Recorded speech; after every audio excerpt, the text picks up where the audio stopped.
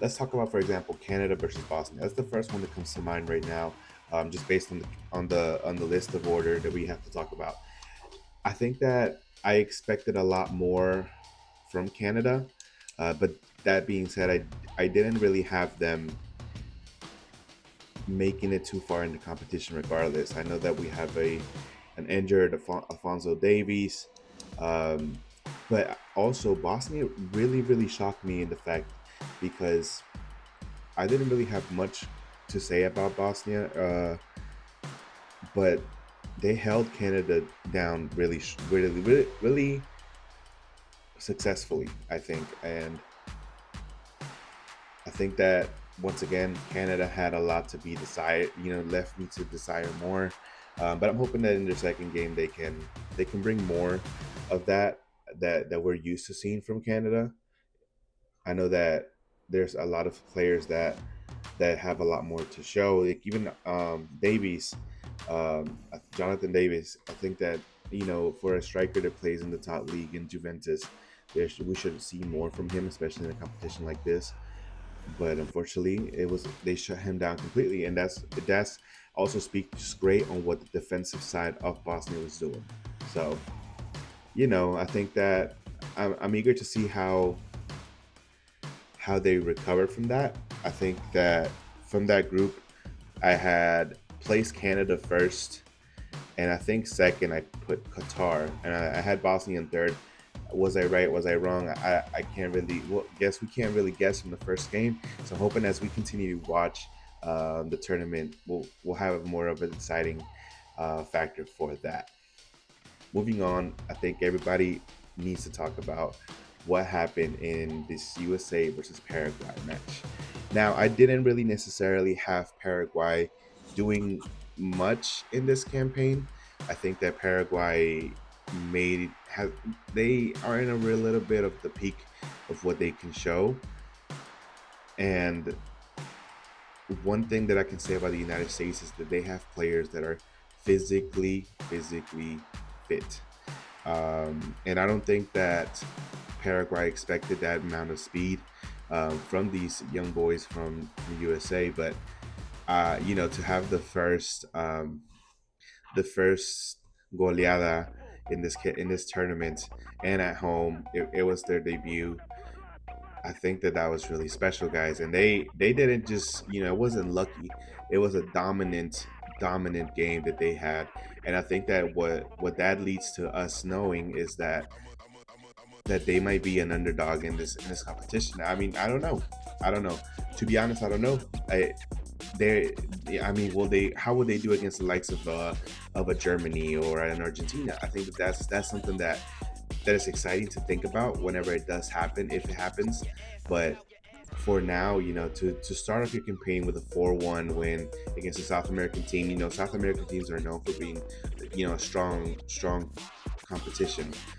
I guess we'll have to see how that goes. But I think that this is a big shout out to USA because, we have goals from Pulisic, and I think that Florian Balloon from Monaco scoring 2 goals, that is great. And we're talking about a player that had an opportunity to go play for 2 different other national teams, and he chose the USA. So, I mean, he was born in the United States by accident. I think that tells you a little bit about that. But no, that's exciting. And I'm not much of a USA fan, but whenever you see great football like that happen, you have no option but to be excited.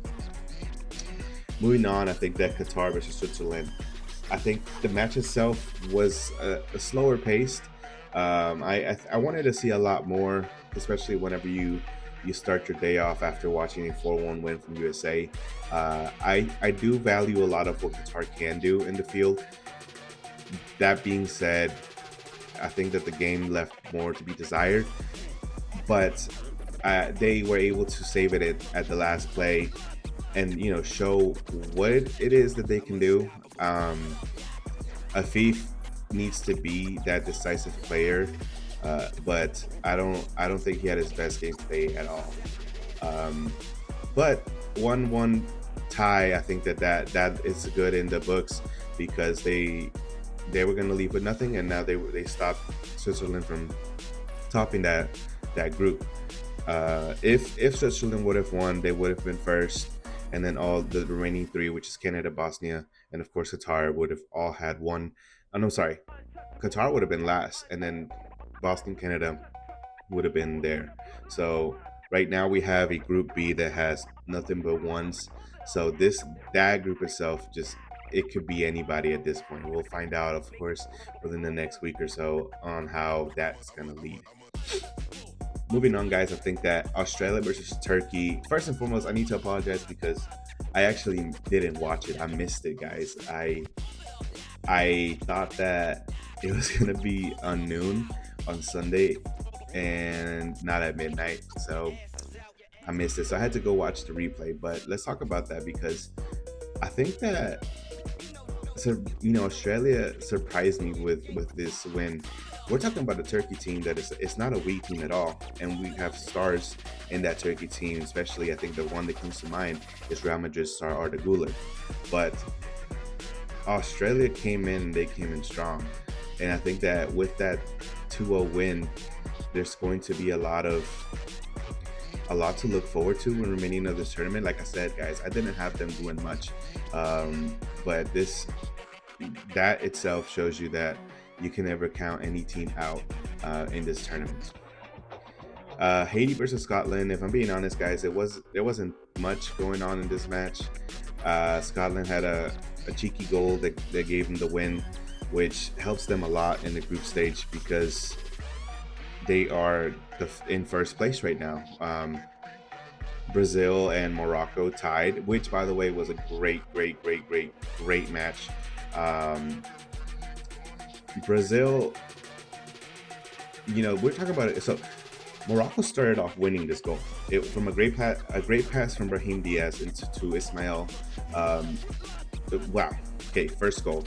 I had a conversation with my pops the day before, and I was telling him that this match is the one that we need to keep an eye on, and he told me no, that Brazil is always going to be dominant and blah blah blah blah blah. Guys, this Morocco team is something special, and if at this point they can compete with just about anybody.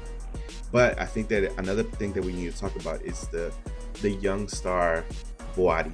Guys, this 18-year-old midfielder, he was creating everything left and right, and I think, from my understanding, based on some of the reports, he already has potential suitors. We have PSG looking heavily at him, and if that's how it's going to start, guys, well, what can come from it? He showed a lot of things today, and I think I'm definitely excited. If I'm correct, I feel like he was in like the youth of France, and he decided to play for Morocco, which I think is excellent. I think that's awesome. But yeah, so switching off from that, let's talk about Vini. Basically put this team on his back. I think that he really wants this tournament to be his tournament, and that's great because he really is, when you think about it, at this current state. No, Neymar is no longer the face of this team. Let's be honest. He got called up, and did he deserve it? I don't know. I mean, João Pedro had a wonderful season in regards to stats. Unfortunately, Chelsea didn't do much, but individually, João Pedro did a great campaign. Did he deserve to not get called? That right there is the question in mind. But Vinicius, tied up this game for them, which allowed them to not be tied with last place as well. And not to mention that Alisson Becker had two very important saves towards the last couple minutes. For all we know, it would have still been a win by Morocco. So Morocco is definitely a team that we want to keep an eye out on in this tournament, guys. Definitely. And as of today, Sunday, we got to talk about Real Madrid. We're going to pause on the World Cup conversation, and we're going to, just talk about what a summer transfer window it has been so far for Real Madrid. Okay? Florentino Perez, he got the presidency again. Boom. And he is making things happen. Okay? First and foremost, we have not acquired any player $150 million worth. The two players that were spoken about, both teams came out and basically laughed in Real Madrid's face, which I think is silly. I think it's silly because at the end of the day, it can happen what happened with Konate, where instead of them buying him, he decided to ran up his contract and now he joined Real Madrid for free. Okay, now we have Dumfries that they released his agreement, his buyout agreement, and Real Madrid was only paying $20 million for Dumfries. All right, so Bernardo Silva, he's coming in as a free. And then as of today, guys, for I want to say, I don't have it not right in front of me. I think it's 65 million or 70 million. We just got Cucurella from Chelsea. So Real Madrid's biggest weakness last season was the defense. Why? Because every single player got injured.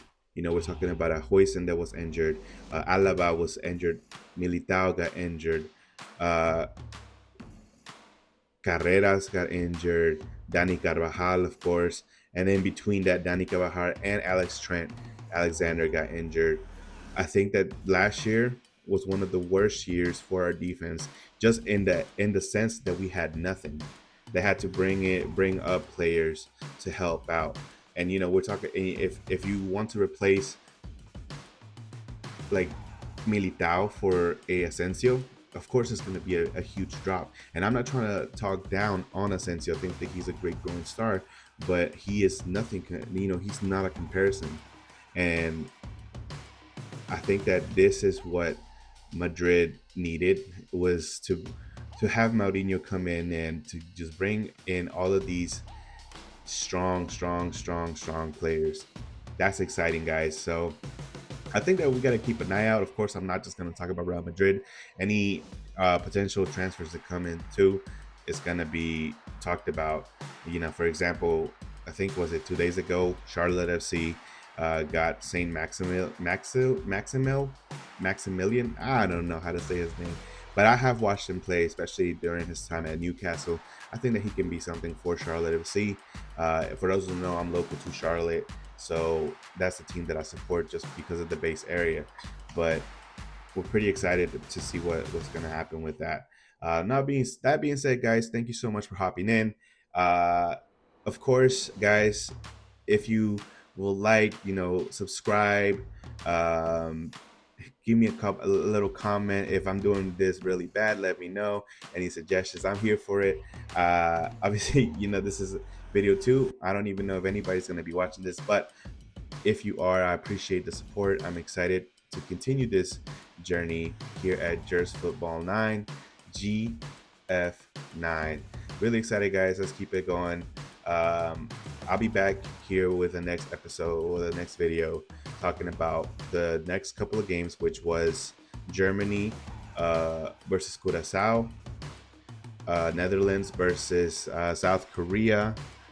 Honestly, we have a couple more games after that. Let me think. Actually, I don't have to think. I just got to look at my Panini book. Yes, so we have Sweden versus Tunisia, and then Ivory Coast versus Ecuador. So we'll talk about those in the next video. I'm excited to drop that for you guys. And for all I know, you guys, a couple matches have already happened since this video has been posted.